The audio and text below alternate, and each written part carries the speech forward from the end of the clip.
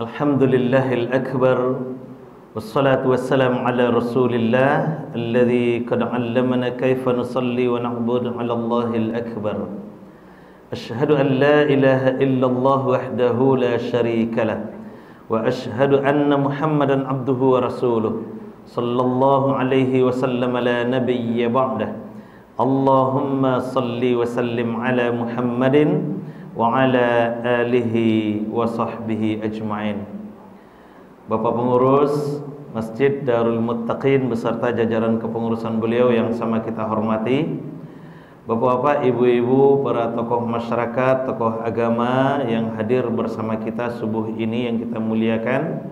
Salam takzim kita kepada guru kita, Bapak Profesor yang hadir bersama kita subuh ini. Bapak-bapak, ibu-ibu, jemaah Masjid Darul Muttaqin yang dirahmati dan dimuliakan oleh Allah Subhanahu wa taala. Syukur alhamdulillah kita ucapkan kehadiran Allah.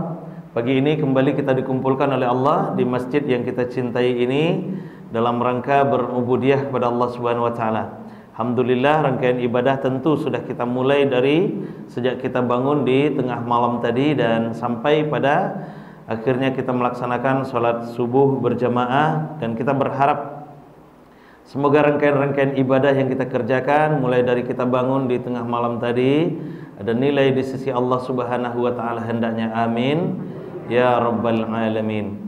Kemudian salawat dan salam kita doakan juga kepada Allah semoga tetap tercurah kepada baginda Rasulullah Muhammad sallallahu alaihi wasallam. Allahumma salli ala Muhammad wa ala ali Muhammad. Bapak Ibu, seperti biasa kita awali pagi kita dengan doa menyambut pagi.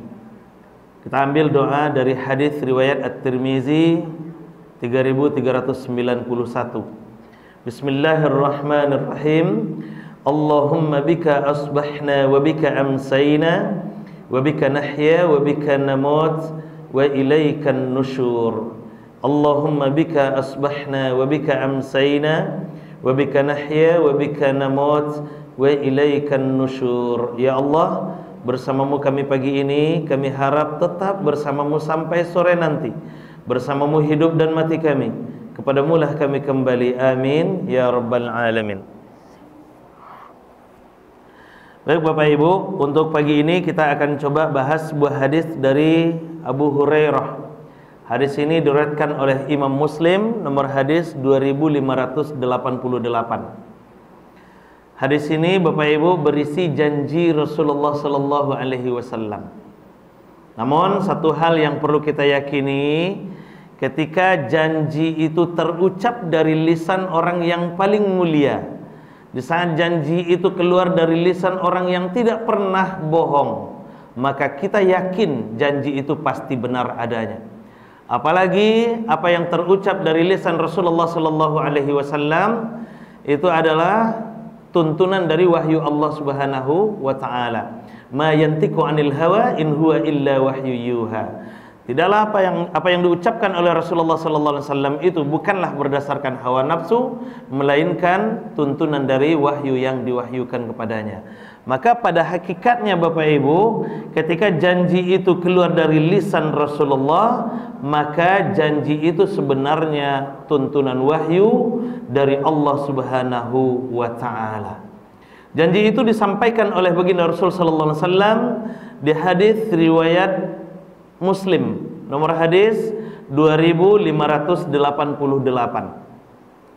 Apa janji Rasulullah sallallahu alaihi wasallam? Pertama, kata Rasulullah sallallahu alaihi wasallam, "Ma naqasat shadaqatun min malin."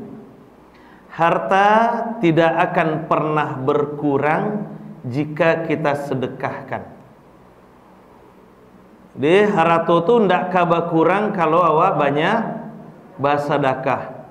Maka ndak ada riwayatnya orang yang miskin karena sedekah. Ndak ada orang yang bangkrut karena sedekah. Ndak ada orang yang melarat karena banyaknya bersedekah. Ndak ada orang yang pailit karena bersedekah, tidak. Justru semakin banyak kita bersedekah, semakin banyak rezeki itu turun kepada kita.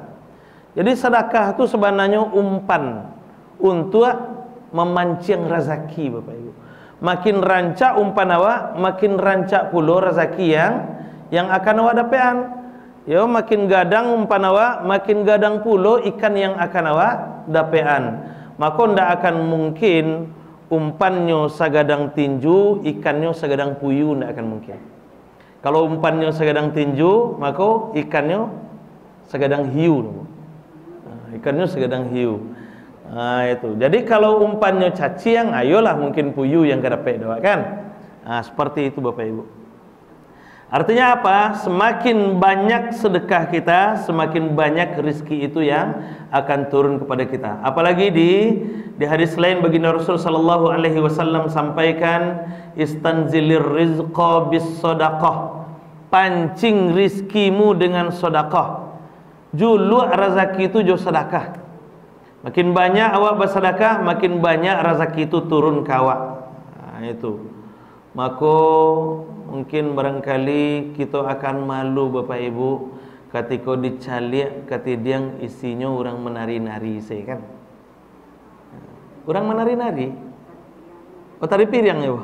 Tari piring sisinya kan. Jadi itu dicatat di malaikat nari juole, itu dicatat menari juole. Padahal sedekah kau mengantarkan awak ke surga kok. Itu kata malaikat memangnya bisa masuk surga cuma menari-nari. Nah, seperti itu.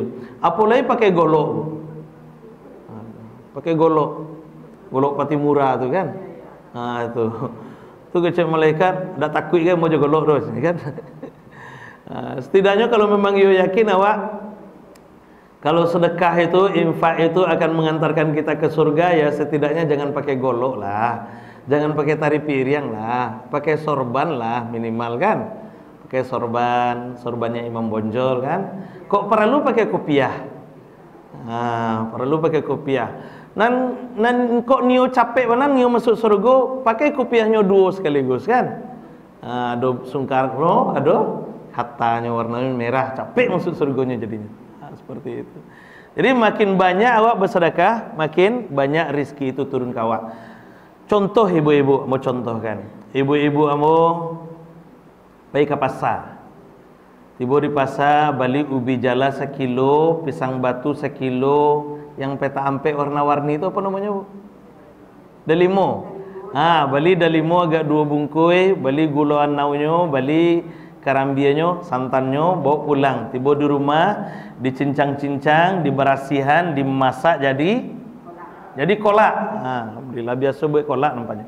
Pandannya bah Ustaz, pandannya minta ke tetangga, tapi minta jangan bentuk batang lo, minta ke batangnya lo kan. Nah, lah dimasak Bapak Ibu, dimasak kolak tadi, dapatlah sapariuk dia awak mangkok-mangkokan dapat 10 mangkok. Nah, yang 10 mangkok kau Bapak Ibu, seandainya yang 9 mangkok awak antan ke tetangga, awak bagi-bagikan, dan samangkok tinggal di rumah. Pertanyaannya, iko yang bekerja awak kuah? Yang pai ke pasar awak, nan babalanjo awak, pitihnya pitih awak, nan mengarajuannya awak. Dapat dia awak 10 mangkok, awak tinggal di rumah awak samangkok, awak bagikan 9 mangkok ke tetangga awak. Untung atau rugi? Untung atau rugi kok? Kurang meyakinkan jawabannya. Ambu pilah. Yang bakar aja awak, yang babalanjo awak, yang pai ke pasar awak, yang memasak awak. Awak dapat 10 mangkok, samangkok awak tinggal di rumah untuk anak keluarga, yang 9 awak bagi-bagikan ke tetangga. Kalau dilihat dari dunia, untung atau rugi, Bu? Rugi. Dunia rugi. Untung atau rugi, Pak? Rugi ya, Pak? Kalau dunia rugi ya, Bu? Kalau akhirat untung. Bapak Ibu, kamu sampaikan. Dari segi dunia ataupun akhirat tetap untung. Dari mana untungnya, Ustaz? Nampak kenyataannya 9 kami bagikan semangkuk dan kami tinggal di kami nyawa untungnya kami. Pak Ibu, biasanya kok yang mangkok pertama awak antan ke tetangga A, beko balik gulai ayam. Pindah awak nama arok doh. Ancam lagi tadi. Awak memancing tapi tadi kan.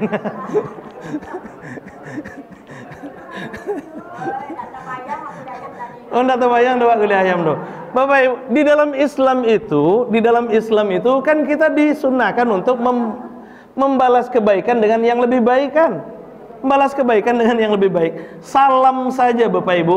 Kalau ada orang ucapkan Assalamualaikum, maka jawabannya tidak Waalaikumsalam, tambah warahmatullah. Kan seperti itu. Jawabannya Waalaikumsalam warahmatullah. Kalau ada orang ucapkan Assalamualaikum warahmatullah, jawabannya Waalaikumsalam warahmatullah wabarakatuh, tambah satu kan seperti itu.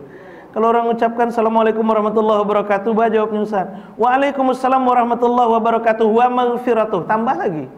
Cuy, itu Islam mengajarkan kan. Jadi kok dia ada awak beko kolak semangkuk de tetangga, baleh juga gulai ayam kan seperti itu. Itu. Ndak tani. Nah, hebatnya Islam seperti itu. Awak ndak usah berniat yang jelek, awak niatnya magia saya. Magia saya. Awak antan tetangga A kolak semangkuk beko nyobalehnya juga gulai ayam. Wantan tetangga B kolak semangkuk nyobalehnya jo gulai kepala lauk. Wantan ke tetangga C kolak semangkuk lain. Nyoagiahnya awak pisang sesike kan. Wantan ke tetangga D apel 1 kilo. Wantan ke tetangga E limau 2 kilo. Banyaknya lah. Wantan ke tetangga berikutnya kosong bolehnya. Jangan mau pek lo. Mungkin lagi ndak masak atau ndak ada yang kediagiannya. Tarimo se. Yang jelas awak magia kan.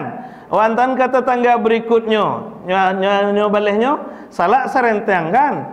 Begitu seterusnya. Tapi tetangga ke-9 wantan mangkok ndak balik-balik aja mangkok-mangkoknya Ustaz. Ada yang bentuk itu, Bu. Lah ya dojo. Waduh juga. Jo mangkok-mangkoknya udah pulangannya. Iya. Nah, ada paling ciek-cieknya. Beko dikumpulin banyaknya jadinya kan. Oh, di siku enggak ada beko, kalau lah di luar baru ada nama. Gila. Jadi seperti itu Bapak Ibu. Artinya apa? Awak enggak minta balas, tapi Islam mengajarkan kita untuk membalas. Jadi kalau seandainya awak dikasih seseorang oleh tetangga kita, maka balaslah dengan yang lebih baik, kan seperti itu Islam menjaga. Nah, itu. Awak ada niat doh, yang jelas awak baragiah dulu. Makanya Bapak Ibu, hitung-hitungan agama tuh beda aja hitung-hitungan matematik. Kalau hitung-hitungan matematik kan 1 tambah 1 2. Kalau hitung-hitungan agama 1 tambah 1 sebaleh, itu digandeng. Ya. Bisa 27 Dari mana 27-nya Ustaz? Yang surang tagak di sudut situ Yang surang lain tagak lo di sudut situ Dek ndak ditambahkan, maka situ dapat cie kan. Coba kalau seandainya yang di sudut kiri tagak di muka, yang di sudut kanan tagak lo di samping kanan atau di belakangnya. Salat berjamaah mereka 1 tambah 1 dapat 27. Itulah yang disampaikan dalam hadis Muslim 650 dan hadis Ahmad 645. Salatul jamaah afdalu min salatil fardhi bi 27 darajat. Kan seperti itu. Bahkan tidak 27 Bapak Ibu, 700. Dari mana 700-nya Ustaz? Firman Allah surah Al-Baqarah ayat 261. Mathalul ladzina yunfiquna amwalahum fi sabilillah kamathali habbatin ambatat 7 sanabila fi kulli sumbulatin 100 habbah wallahu yudha'ifu liman yasha wallahu wasi'un alim. Perumpamaan orang yang berinfak, bersedekah, berwakaf, berderma di jalan Allah itu bagaikan ia punya 1 butir benih lalu ia tanam, maka akan tumbuh anbatat 7 sanabil, tumbuh 7 tangkai. Dan lebih hebat lagi, fi kulli sumbulatin 100 habbah, setiap tangkai itu mi'ah, ada 100 buahnya, 100 700. Itu kalau awak berhitung, Bu. Itu kalau awak berhitung. Kalau awak tidak berhitung, Pak Ustaz, lebih hebat lagi, wallahu yudha'ifu liman yasha. Allah akan lipat gandakan tanpa batas. Luar biasanya Bapak Ibu. Kalau awak berhitung dibalai 700. Kalau awak tidak berhitung, ikhlas memberikan karena Allah Ta'ala, karena Allah Subhanahu wa Ta'ala, maka yudha'ifu liman yasha. Allah lipat gandakan bagi siapapun yang ia kehendaki. Siapa ia? Orang-orang yang memang benar-benar ikhlas memberikan, berderma karena Allah Subhanahu wa Ta'ala ini. Dha'afa yudha'if. Allah lipat gandakan. Bukan 700 lebih tanpa terhingga. Luar biasanya agama kita Bapak Ibu. Maka kece opik takkan berkurang, harta yang sedekah akan bertambah, kan seperti itu. Tidak akan berkurang harta apabila kita sedekahkan, dia akan bertambah dan bertambah. Seperti itu. Mana qasad shadaqatun min malin. Harta tidak akan pernah berkurang jika kita sedekahkan. Satu. Yang kedua, janji Rasulullah sallallahu alaihi wasallam di hadis Muslim 2588 itu, mazadallahu afwan bi'afwin illa izza. Mazadallahu 'abdan bi'afwin illa izza. Allah tidak akan memberikan kepada hamba yang pemaaf kecuali kemuliaan. Jadi orang-orang yang pemaaf itu Allah muliakan ternyata Bapak Ibu. Maka tidak akan rendah kita karena memaafkan, tidak akan hina kita karena memaafkan, tidak akan tercela kita karena memaafkan.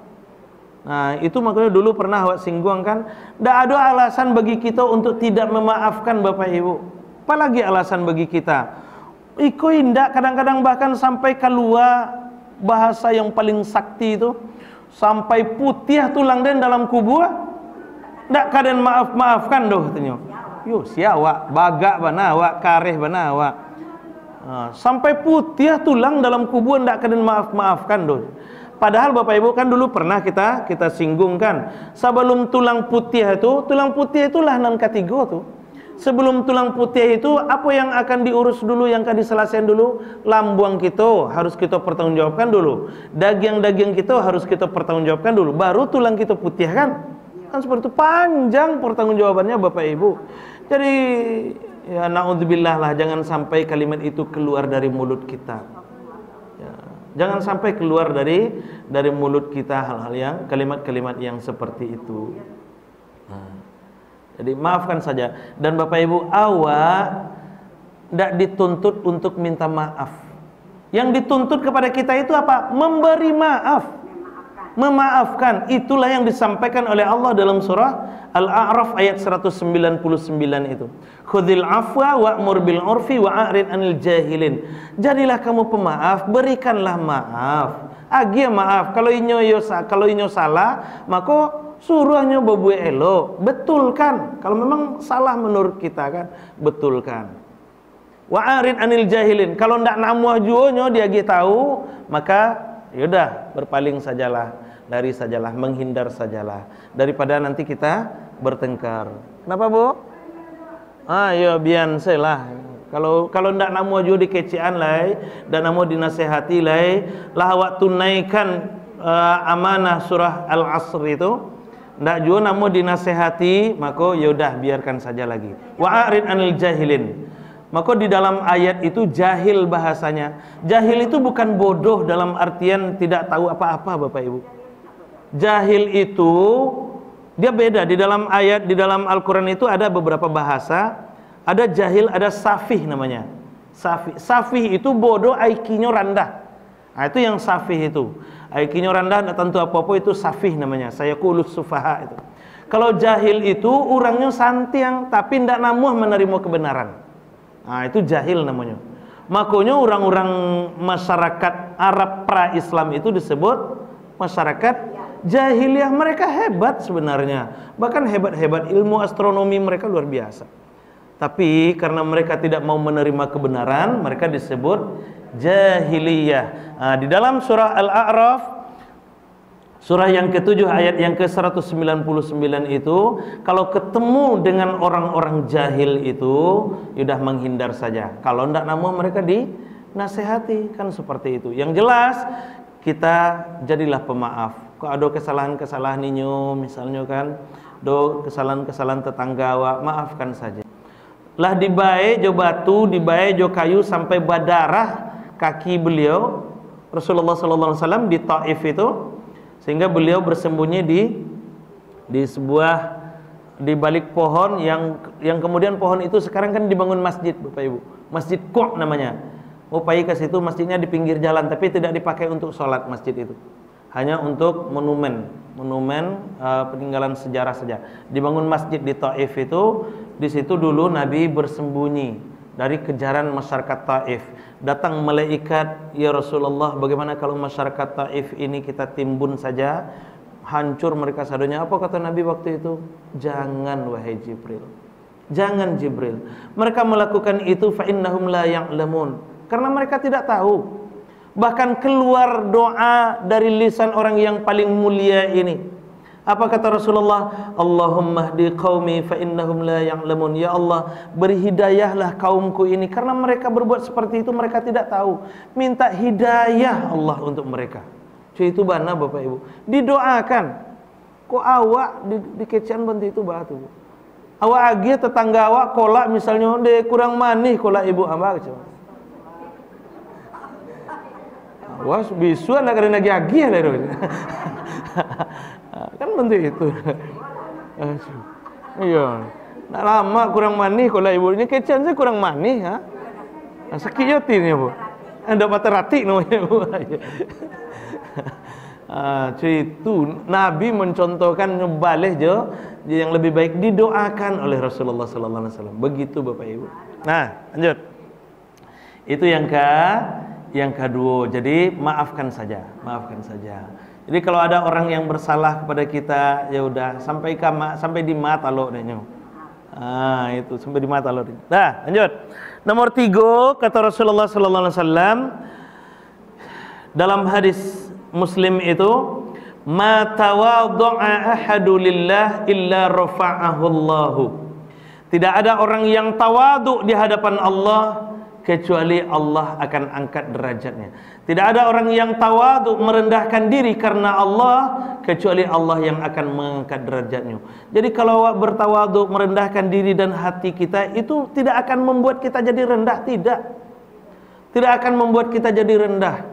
Mohon maaf Bapak Ibu, kan ada tu ampe yang membuat orang sombong tu biasanya tu sombong karena pangkat balabiah, pangkat jabatannya sombong, balabiah dek lain mah, balabiah harta kekayaannya sombong, balabiah ilmu pengetahuannya sombong, balabiah amalan, aku yang lebih berbahaya balabiah amalannya sombong. Banyak itu Bapak Ibu, dan itu sudah ada contohnya. Ada orang yang karena menganggap itu adalah sumber kemuliaan. Karena menganggap itu sumber kemuliaan, makanya ia menjadi sombong karenanya. Jadi kalau kita menganggap bahwa pangkat dan jabatan itu sebagai sumber kemuliaan dan kita sombong karenanya, tentu Fir'aun lebih berhak sombong. Fir'aun lebih berhak sombong dibandingkan dengan kita karena pangkatnya luar biasa, jabatannya hebat, bahkan ia berani bisa memutuskan seseorang itu hidup atau mati. Dia doan ke hadapan Fir'aun, 2 orang hidup kata Fir'aun, adibian hidup itu. Mati kata Fir'aun, langsung datang algojo Fir'aun untuk memancung lehernya. Kan itu. Bahkan Fir'aun berani mengatakan ana rabbukumul a'la, akulah Tuhanmu yang paling tinggi kata Fir'aun. Tapi apa yang terjadi? Mudah bagi Allah untuk menghancurkannya. Allah tenggelamkan di lautan.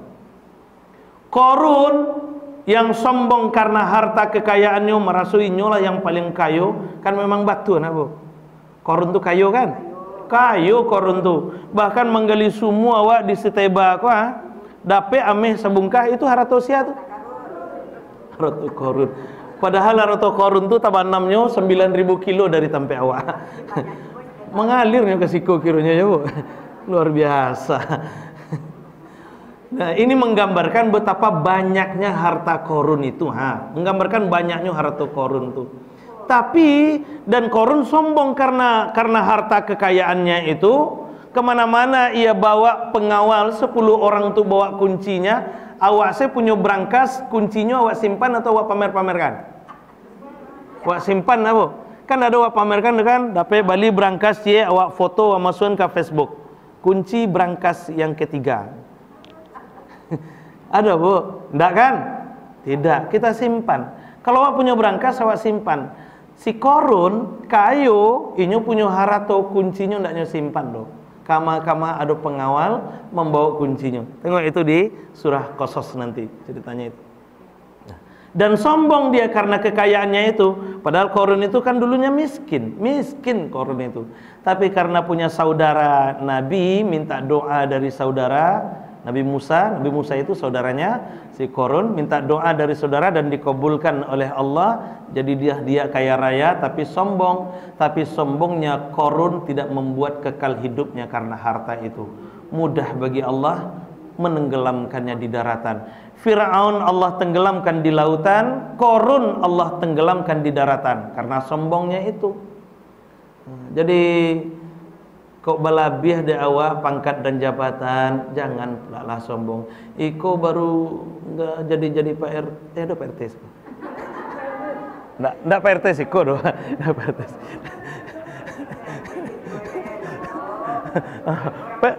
Pak RT urusan saja. Oh, berarti hebat itu Pak RT. Oh, iko Pak RT pengurus masjid. Oh, kok pecat Ustaz kok gara-gara kok. Nah, ya, aduh lu kawan tuh Bapak Ibu, baru jadi Pak RT lara sodinyo senegari kok. Ada itu, tapi Pak RT wa elo insyaallah. Pak RT wa elo. Nah, jadi seperti itu. Padahal dia TRT kok masih ada RW kan?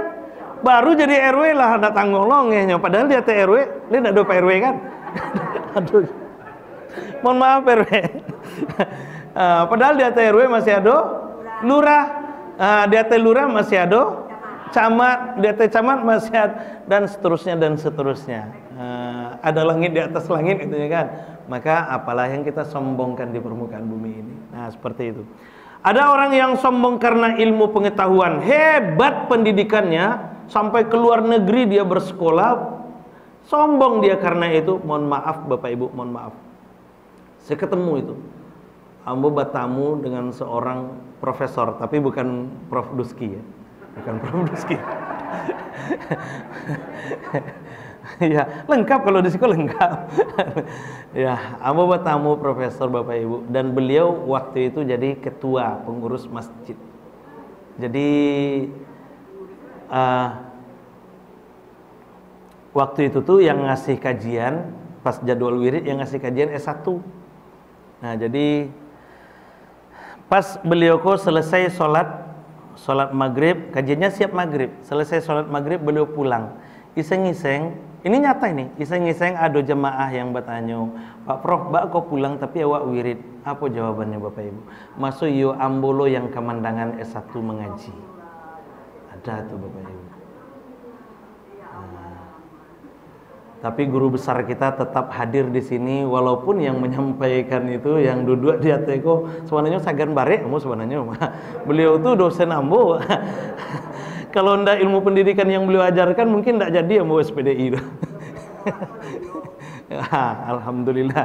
Nah, jadi seperti itulah Bapak Ibu. Ada yang bilang seperti itu. Ada ambo ketemu orangnya dan ambo kenal dengan beliau. Tapi ndak perlulah disebutkan orangnya. Tapi barangkali ya ndak tahu beliau tuh ndak sadar, mungkin waktu itu tidak sadar kalau ulah ketek lebih babiso daripada ulah gadang kadang-kadang kan. Kadang-kadang ya. Tapi bukan ular lidi, Pak. Ular kobra ularnya. Nah, jadi seperti itulah. Ada orang yang sombong karena itu. Ada orang yang sombong karena ilmu pengetahuan. Padahal Bapak Ibu, Hamman itu bara kurang itu. Tali saya bisa nyubah jadi ular.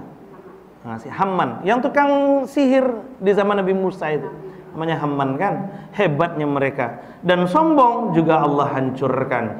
Fir'aun Allah hancurkan, Korun Allah hancurkan, Hamman Allah hancurkan. Yang sombong karena pangkatnya, yang sombong karena hartanya, yang sombong karena ilmu pengetahuannya. Lalu ternyata itu tidak membuat hidup kekal. Lalu apa yang kita sombongkan? Ma tawadda'a ahadun lillah illa rafa'ahu Allah.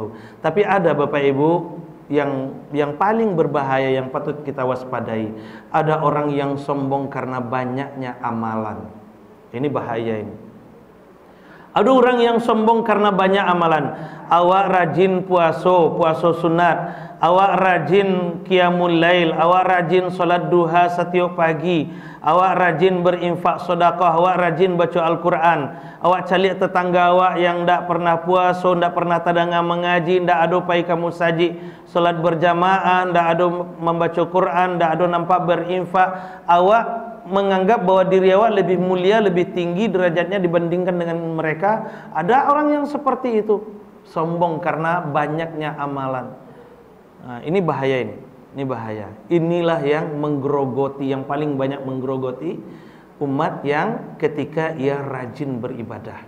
Ini yang patut kita waspadai Bapak Ibu. Nah, jadi kembali lagi la tusa'ir khaddaka lin-nasi wa la tamshi fil ardi maraha innallaha la yuhibbu kulla mukhtalin fakhur. Kata Allah dalam surah Luqman itu, surah Luqman ayat yang ke-18. Janganlah kamu membusungkan dadamu, janganlah kamu berjalan di permukaan bumi ini dengan sombong, karena Allah tidak suka orang-orang yang sombong lagi membangga-banggakan diri.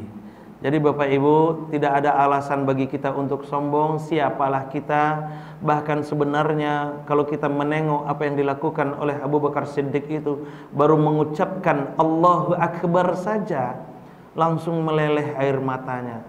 Betapa takutnya kalau di dalam hatinya ada rasa sombong. Padahal apalah kurangnya Abu Bakar Siddiq, sahabat utama Rasulullah, bukan hanya sahabat tapi sampai pada tingkat level rafiqnya Rasulullah, menemani Rasul dalam perjuangan dakwah. Orang yang pertama masuk Islam, menemani Rasul dengan jiwa raganya, dengan hartanya untuk berdakwah, menopang dakwah Rasulullah sallallahu alaihi wasallam, menemani Rasul ketika hijrah, mengorbankan nyawanya untuk menyelamatkan Nabi Muhammad sallallahu alaihi wasallam di Jabal Thur itu. Kemudian orang yang dipilih untuk menjadi imam ketika Rasulullah berhalangan untuk menjadi imam, dan orang yang sudah ditunjuk, sudah terpilih salah satu dari yang dijamin masuk surga, orang yang menjadi mertua Nabi, orang paling dekat dengan Rasulullah sallallahu alaihi wasallam, ketika mengucapkan kalimat takbir Allahu Akbar saja langsung meleleh air matanya. Karena apa? Karena takut di dalam hatinya terbersit rasa sombong. Lalu siapa kita? Bapak Ibu, kita mungkin belum semulia Abu Bakar. Kita belum semulia Abu Bakar. Pangkat dan jabatan kita belum sehebat Fir'aun. Harta kekayaan kita belum sebanyak Qarun. Ilmu pengetahuan kita belum setinggi Hamman. Amalan kita belum sebanyak Abu Bakar Siddiq radhiyallahu anhu. Lalu apalagi yang membuat kita sombong? Maka kata Rasulullah sallallahu alaihi wasallam, "Ma tawadha'a ahadu lillah illa rafa'ahullahu." Tidak ada orang yang tawadhu di hadapan Allah karena Allah Subhanahu wa taala, kecuali Allah akan angkat derajatnya. Jadi sebenarnya tawadhu itu memancing kemuliaan, ketinggian derajat. Kesimpulannya Bapak Ibu, infak sedekah kita itu adalah umpan untuk memancing rizki. Kesediaan hati, kemurahan hati kita untuk memaafkan, itu adalah umpan untuk memancing kemuliaan jiwa. Yang ketiga, tawadhu hati kita karena Allah Subhanahu wa taala, itu adalah umpan untuk memancing ketinggian derajat di hadapan Allah Subhanahu wa taala. Semoga kita termasuk orang-orang yang Allah gerakkan hati kita untuk berinfak sedekah, Allah tuntun jiwa kita untuk selalu memaafkan, dan Allah bimbing kita untuk selalu tawadhu di hadapan Allah Subhanahu wa taala dan makhluknya. Mohon maaf, terima kasih. Alhamdulillahirabbil alamin. Subhanakallahumma bihamdik asyhadu an la ilaha illa anta astaghfiruka wa atubu ilaik. Assalamualaikum warahmatullahi wabarakatuh.